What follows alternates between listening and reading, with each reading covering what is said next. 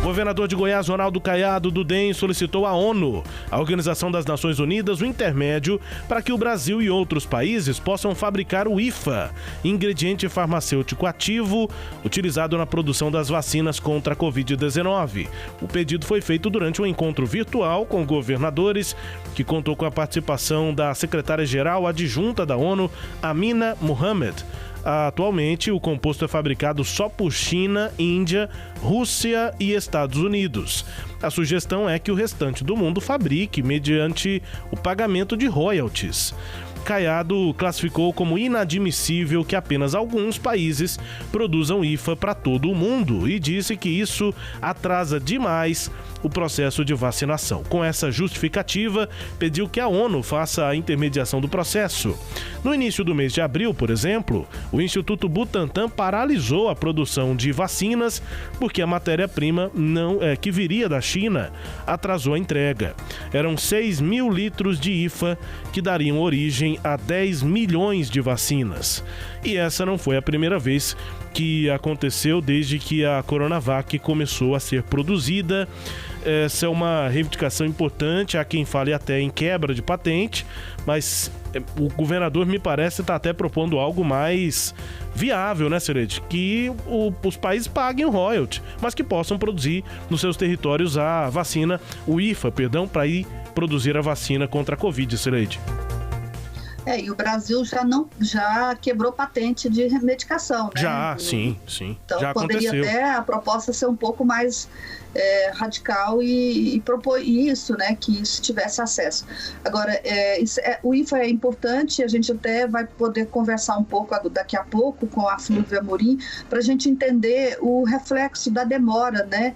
Dessa chegada do IFA para vacinação aqui no Brasil e entender aí o fluxo, né, dessa vacinação. A gente já está com a Flúvia Amorim, superintendente de saúde da Secretaria de Saúde do Estado de Goiás. Flúvia, muito bom dia, obrigada aí por nos receber nesta manhã de segunda-feira.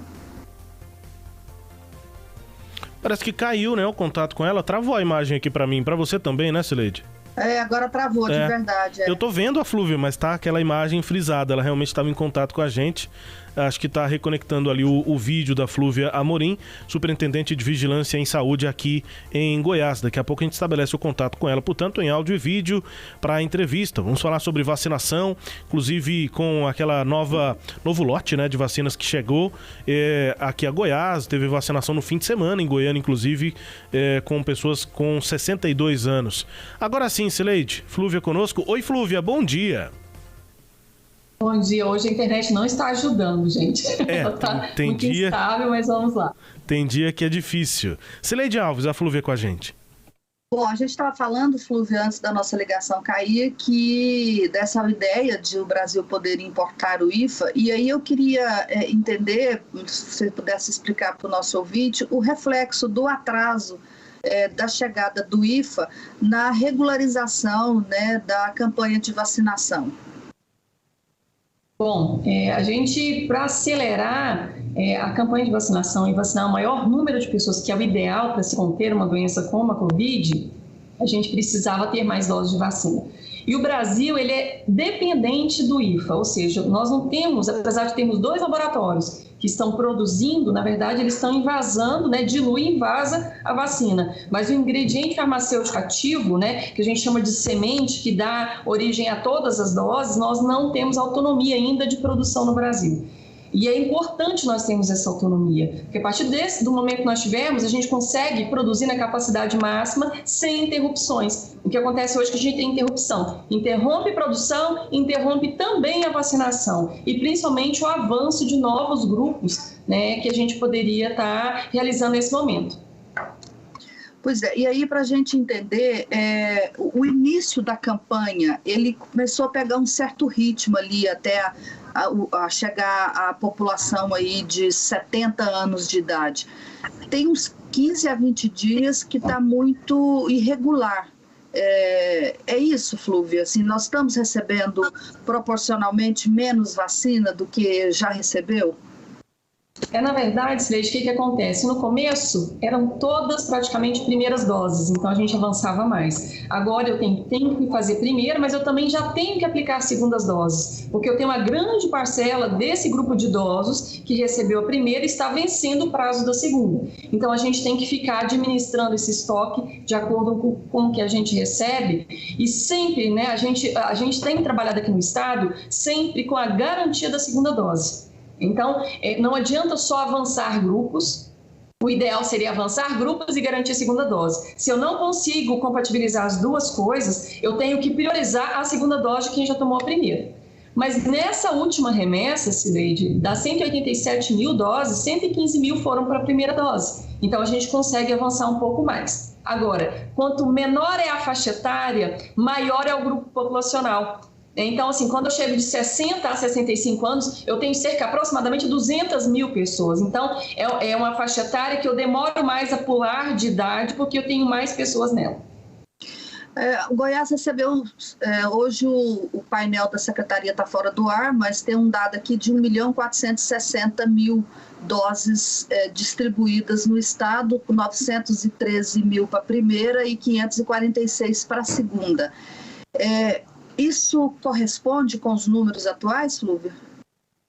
Sim, a gente teve um problema nesse final de semana, começou na quinta da sexta-feira com o sistema de informação do Ministério, que ele estava contabilizando mais doses do que a gente realmente tinha recebido. A gente já entrou em contato com o Ministério e eles estão fazendo a correção. Mas nós estamos com cerca de 10,5% da população do estado vacinada. Se a gente olha a média do Brasil, é cerca de 12%, nós estamos abaixo da média brasileira.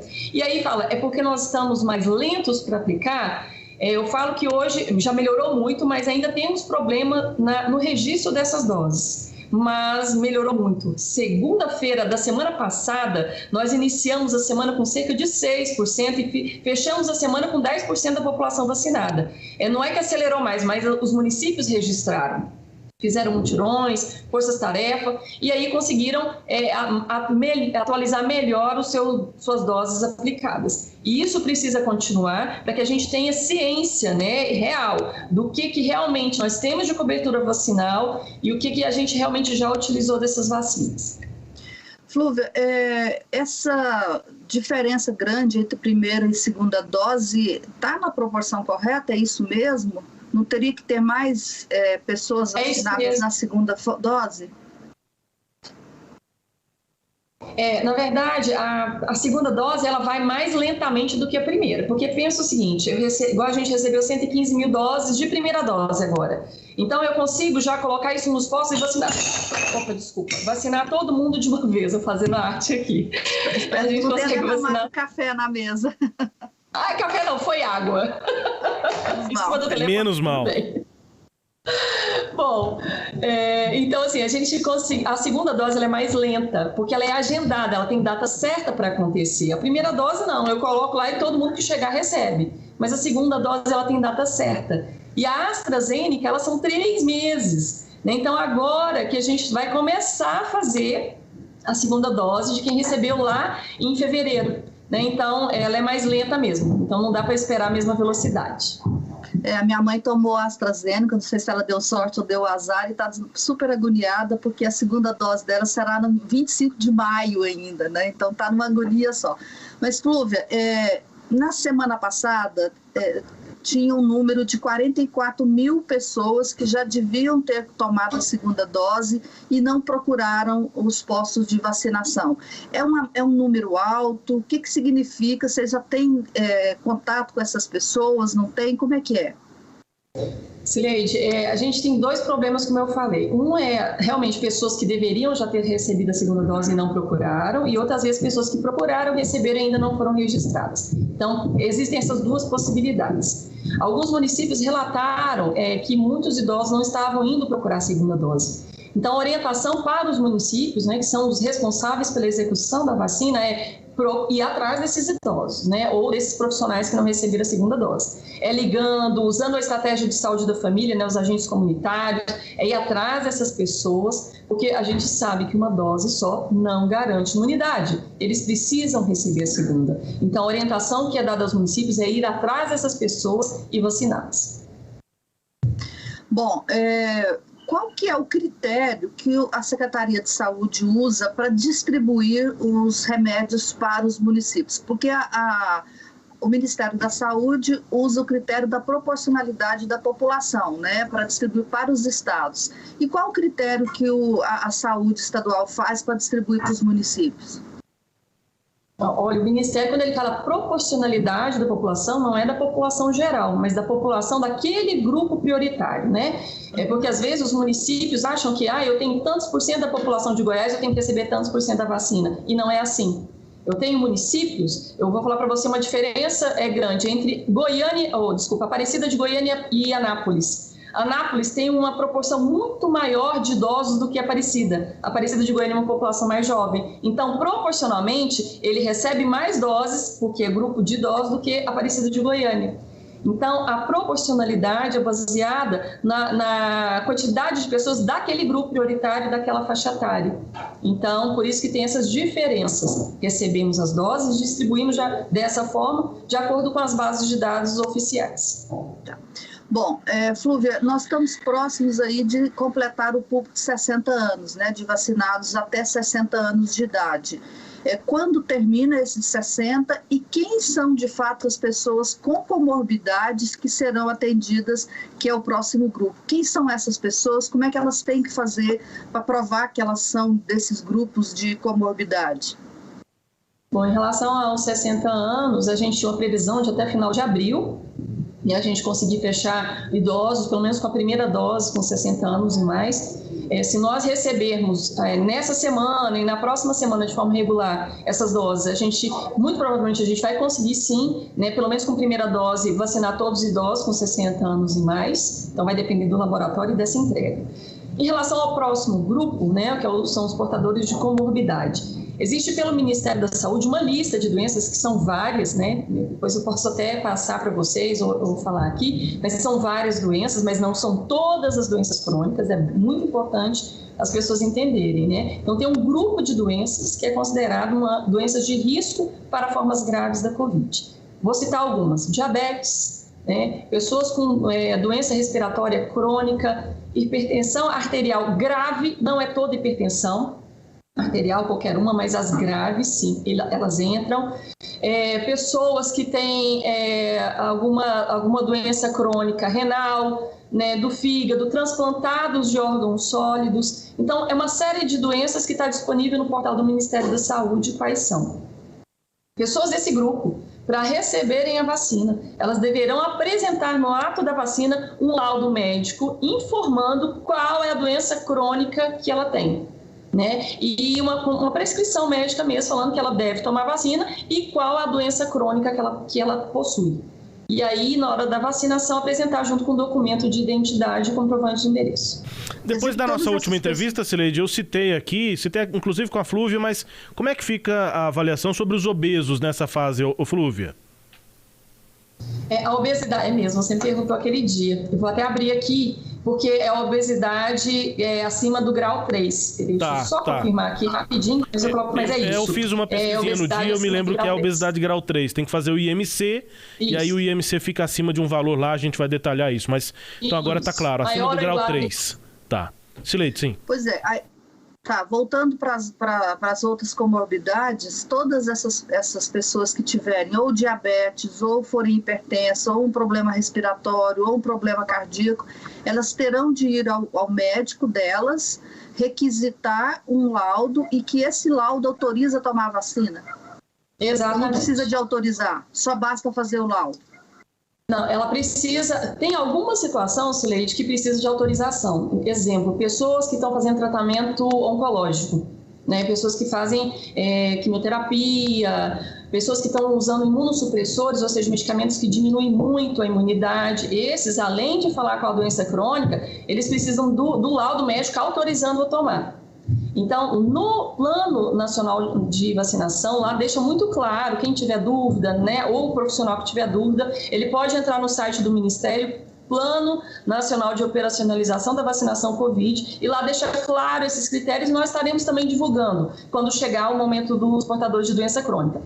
Agora já vale quem tem essas doenças já procurar o seu médico assistente, já deixar esse laudo pronto para não sobrecarregar, inclusive, quando a vacina estiver disponível. Então, as pessoas que fazem parte desses grupos, né, já procurar o seu médico assistente e já deixar pronto o seu laudo ou sua prescrição. E aí precisa de esse público, ele vai ser vacinado independentemente da idade que ele tiver?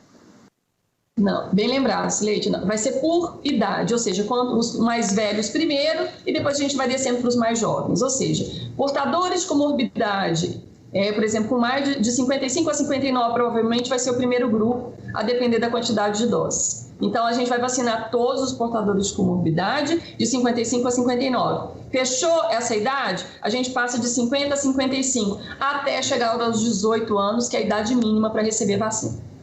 E você sabe o tamanho desse público em Goiás? Aproximadamente 616 mil pessoas. É o maior grupo prioritário que a gente tem, com o maior número de pessoas. Deve ser maior do que, inclusive, professores, bem maior. Saúde, segurança, né? Bem maior. Tá. E aí, eles começam a ser vacinados provavelmente no início de maio. É o que a gente espera, né? Vai depender da remessa de doses que a gente vier a receber agora nas próximas semanas. Os professores e profissionais da educação têm um pleito. Eles vão entrar nesse momento na vacinação? Isso está sendo definido ainda junto com o Ministério, né? O Ministério já falou que o próximo é comorbidade, mas está sendo também avaliada a inclusão dos trabalhadores da educação. Alguns estados, inclusive, já começaram. Eles já iniciaram, acho que são, se não me engano, São Paulo e Rio de Janeiro. Eles já iniciaram com os trabalhadores. E nós estamos avaliando aqui a possibilidade de começar também esses trabalhadores da educação, principalmente a partir do momento que a gente fechar trabalhador da saúde. Porque junto com o idoso, a gente espera também finalizar trabalhadores da saúde. E aí, comorbidades entram e a gente está avaliando a introdução também da educação. A inclusão aí de 5% para trabalhadores da área de segurança pública foi uma liberalidade do governador, não estava no plano, não é do Plano Nacional de Imunização, não é isso? Não, ele foi incluído, Sileide. Na verdade, já havia em reuniões com o Ministério, já havia sido vislumbrada a introdução desse grupo. O que aconteceu foi, acho que 2 dias ou 3 dias de antecedência do Estado em relação ao Ministério. Mas já existe uma nota do Ministério da Saúde incluindo a segurança. Inclusive, nas remessas vem o percentual da segurança separado. Bom, para concluir da minha parte, Flúvio, eu queria saber o seguinte: como é que está a programação para a entrega de novas doses do Ministério da Saúde para os estados?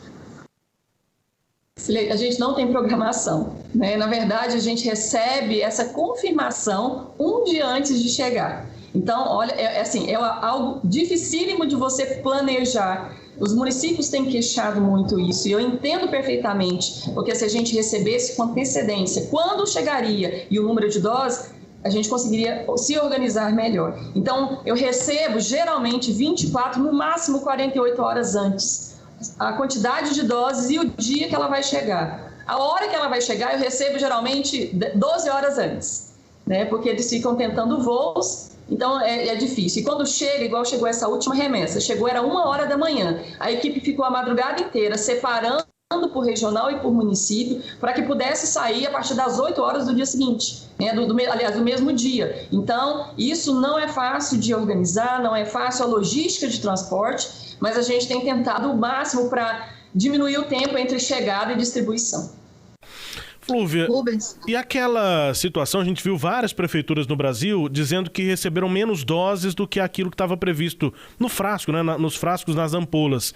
Isso aconteceu mesmo porque a gente viu uma resposta do Butantan dizendo que haveria um problema na aspiração, que inclusive divulgou uma nota orientando os profissionais a fazerem a correta aspiração das doses. E aí, veio menos dose ou são os profissionais que estão fazendo a aspiração de forma incorreta? Olha, inclusive eu tive uma reunião semana passada com o Ministério da Saúde e também com o Conselho Nacional de Secretários Estaduais de Saúde, E eu pontuei muito isso, porque nós não tivemos mudança de seringa, né? A maioria dos municípios continuou com a mesma marca de seringa que estava desde o começo da campanha ano passado. As equipes são praticamente as mesmas, mas a gente viu nessas últimas remessas um aumento de relatos de menos dose por frasco. Então, é muito pouco provável que seja a seringa, porque senão isso teria acontecido anteriormente. E por isso o Conselho Nacional de Secretários, o Conselho Nacional de Secretarias Municipais também de Saúde, já colocou junto ao Ministério e junto à Anvisa e não foi só Goiás. Vários outros estados tiveram os mesmos relatos. Então, assim, a Anvisa ficou de fazer uma inspeção junto ao Butantan para verificar se realmente houve uma alteração na quantidade de doses por frasco que gerasse todas essas denúncias. Porque a gente precisa investigar. Não é normal. Se eu tenho a mesma seringa, mesma equipe, e só agora apresenta essas denúncias, há algo de errado aí. Então precisa realmente ser investigado. E foram em muitos lugares, né? Não foi uma coisa isolada. Foram muitos municípios do Brasil inteiro fazendo essa reclamação. Para encerrar, Flúvia, eu vou voltar rapidinho no primeiro tema aqui, que é a produção do IFA no Brasil. E Goiás? A gente teve essa pergunta aqui do nosso Vinícius Tondolo enquanto a entrevista acontecia. Goiás poderia produzir o IFA? Não tem capacidade, não tem tecnologia para isso. A gente tem a Ikego, mas ela poderia produzir? Como é que seria a situação de Goiás numa possibilidade de produzir o IFA?